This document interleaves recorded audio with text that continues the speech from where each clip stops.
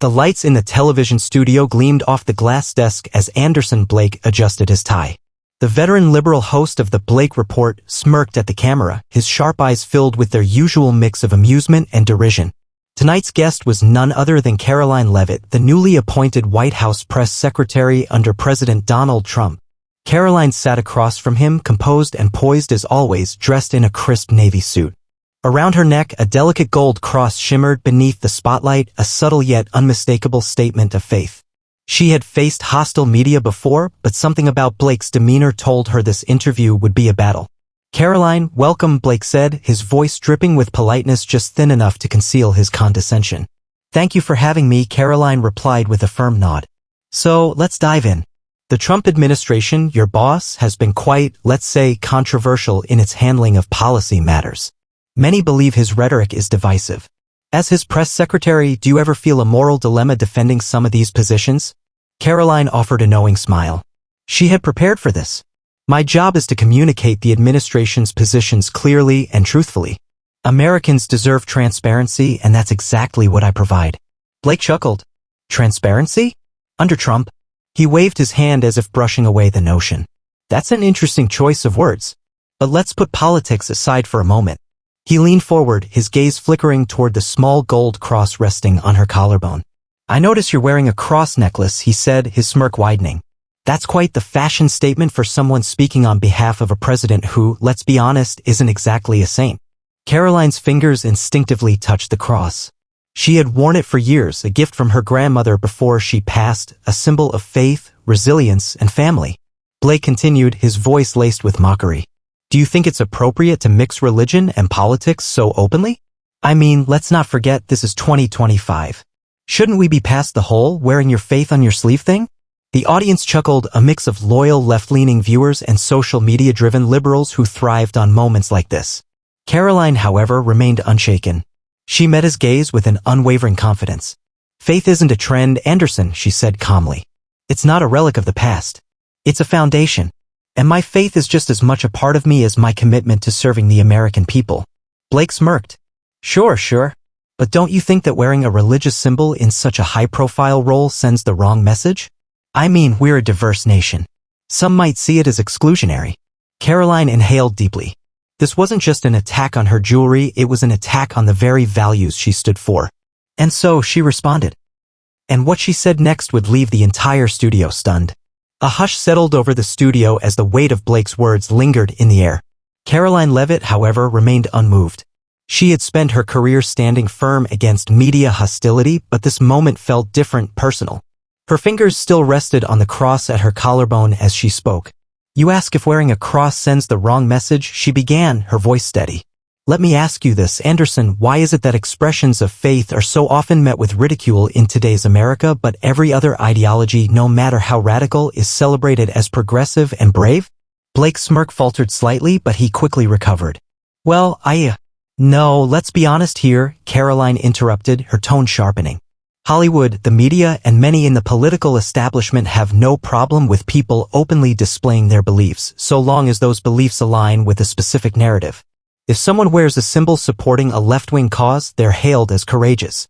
If a celebrity walks the red carpet in an outfit promoting a social justice movement, they're showered with praise.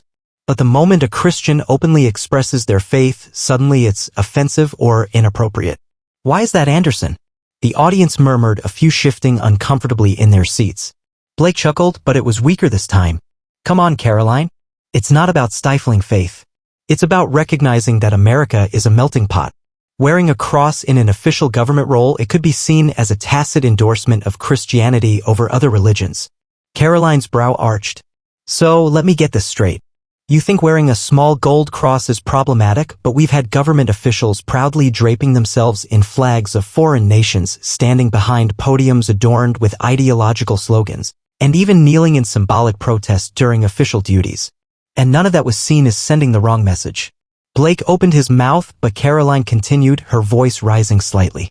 "I wear this cross not as a political statement, but because my faith is a part of who I am. It guides my actions, my values, and my dedication to this country. It reminds me to serve with honesty, integrity, and humility, values that, quite frankly, are often lacking in Washington." A few audience members clapped.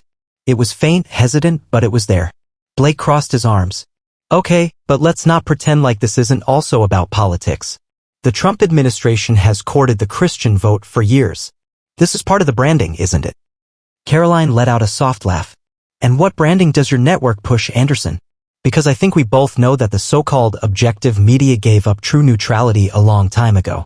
You can mock my faith, you can mock my cross, but you won't shame me for standing firm in my beliefs. If anything, moments like this only prove why I and millions of Americans refuse to back down. The tension in the room was thick. Even Blake, usually so quick with a snide remark, hesitated. And then, to everyone's surprise, he pivoted. All right, he said, waving his hands as if to dismiss the topic. Let's move on. But the damage was done. By the time the segment ended, social media was already ablaze. And Karoline had no idea just how explosive the fallout would be. The moment the interview ended, Karoline knew she had struck a nerve. The usual media circus that followed White House briefings was nothing compared to the storm that awaited her after the Blake report aired. Within minutes, her phone buzzed incessantly. Messages poured in, some from allies cheering her on, others from reporters hungry for a reaction. But the real battlefield was online. On X, formerly Twitter, the clip of her exchange with Anderson Blake had already racked up millions of views. The hashtags #Crossgate, #Karoline Clapsback, and #BlakeExposed trended within the hour. The responses were exactly what she expected, split right down America's ideological fault line. Red Circle conservatives rallied behind her. Prominent voices praised her courage. Loudspeaker Tucker Carlson, now independent Karoline Leavitt, stood her ground against yet another smug liberal who thinks faith is a joke. She's exactly what this administration needs. Loudspeaker Senator Josh Hawley, why is a Christian woman mocked for wearing a cross, but no one dares question radical activists draping themselves in symbols of their own causes? The double standard is sickening. Blue Circle the left, meanwhile, was enraged. Liberal commentators accused her of playing the Christian victim card and stoking division. Loudspeaker MSNBC's Rachel Maddow, it's 2025 and somehow we're still debating whether people in government should be using their faith to signal their politics. Leavitt knew what she was doing, this is calculated. Loudspeaker late-night host Stephen Colbert, imagine working for Donald Trump and thinking you're the persecuted one. Karoline, please. Even Anderson Blake himself took to X, posting a smug caption alongside a clip of their exchange. Loudspeaker at Anderson Blake TV, triggered much? If you're in politics, maybe grow thicker skin.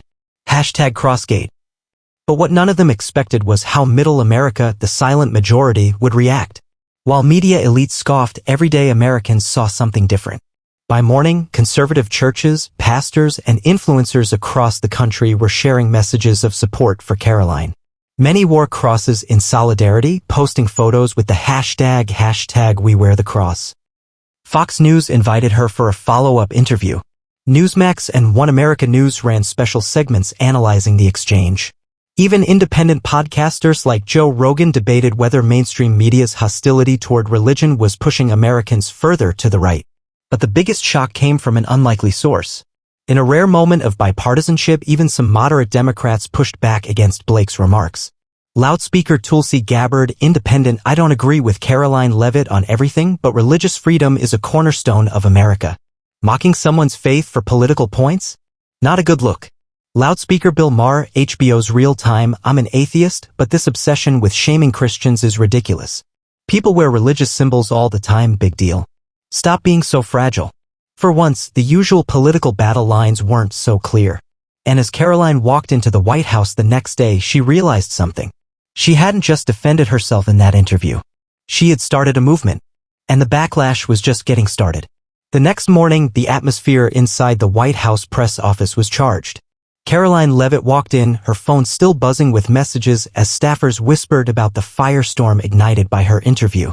She was met immediately by Chief of Staff Stephen Miller, who grinned as he held up his phone. Karoline, I hope you realize you just became the biggest news story in America. She smirked. I noticed. Miller chuckled. The president wants to see you. Now. When she entered the Oval Office, President Donald Trump was seated behind the Resolute desk, watching a replay of her interview on one of the multiple televisions lining the walls. He looked up and grinned. Karoline, that was perfect. She smiled but remained professional. Thank you, Mr. President. Trump gestured toward the screen. Blake looked like a total fool. You handled it better than anyone could have. And you know what? I think we use this. Big time. Vice President J.D. Vance, who had been standing nearby, nodded. The backlash is proving what we've been saying for years. Americans are sick of being told their faith is offensive. The left just played right into our hands. Karoline shifted slightly. She had defended herself on principle, not as a political strategy, but she wasn't naive. She knew the White House would seize the opportunity.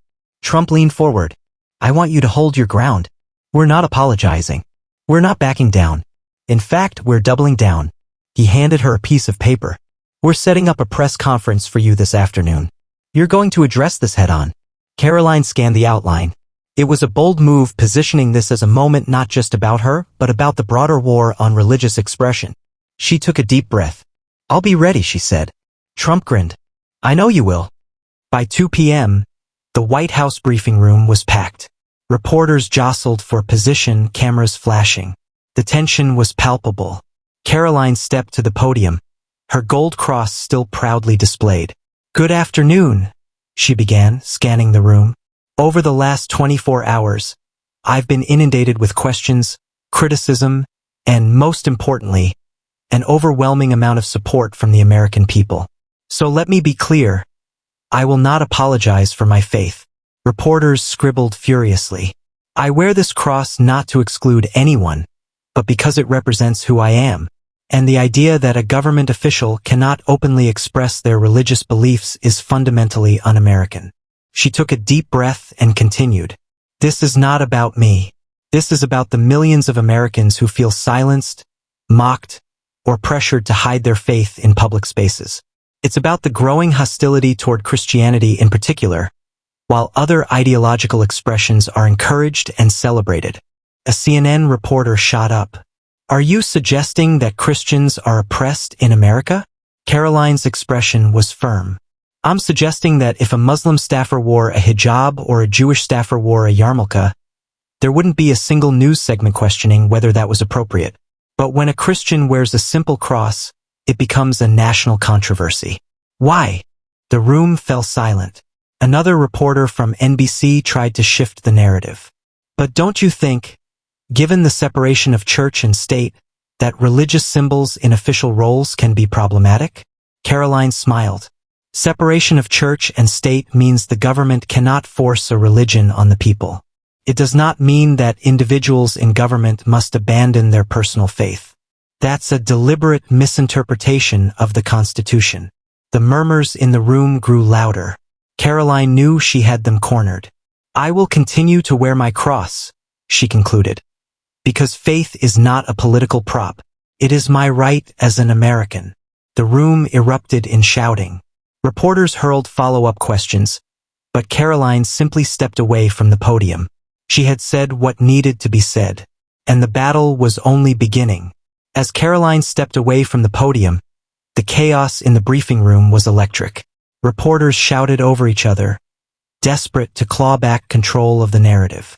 But she had made her statement, and America had heard it loud and clear. Back in the West Wing, she collapsed into her chair, exhaling. Her assistant, Sarah, rushed in, phone in hand. You need to see this, Sarah said, placing the phone in front of her. The video of her press conference was already viral. Fox News, Newsmax, and independent conservative outlets were running headlines like, Loudspeaker Karoline Leavitt stands for faith, shuts down liberal hypocrisy. Loudspeaker White House press secretary exposes media's double standard on religion. But what caught Karoline's eye wasn't just the support from conservatives. It was who else was speaking up. Blue Circle moderate liberals were beginning to break rank. Loudspeaker Bill Maher, HBO's Real Time, you don't have to be religious to see the hypocrisy here. If this were anyone else, any other faith, this wouldn't be a story. But because it's a Christian, suddenly it's a scandal? That's nonsense. Loudspeaker Joe Rogan, the Joe Rogan Experience, this is why people don't trust the media anymore. They attack traditional values but promote every other ideological cause like it's sacred. Red Circle, meanwhile, the Christian community was mobilizing. Churches across the country held Sunday services addressing the cross controversy. Faith leaders from various denominations spoke out in defense of religious freedom. Loudspeaker Pastor Greg Locke, they don't want Christianity in the public square, but I've got news for them. are not backing down. Loudspeaker Franklin Graham Samaritan's Purse. This isn't just about Karoline Leavitt. This is about every American's right to express their faith without fear of ridicule. The hashtag We Wear the Cross wasn't just trending anymore. It was becoming a movement. But not everyone was pleased. The usual corporate forces began their coordinated outrage campaign. CNN aired panel discussions accusing Karoline of playing the victim.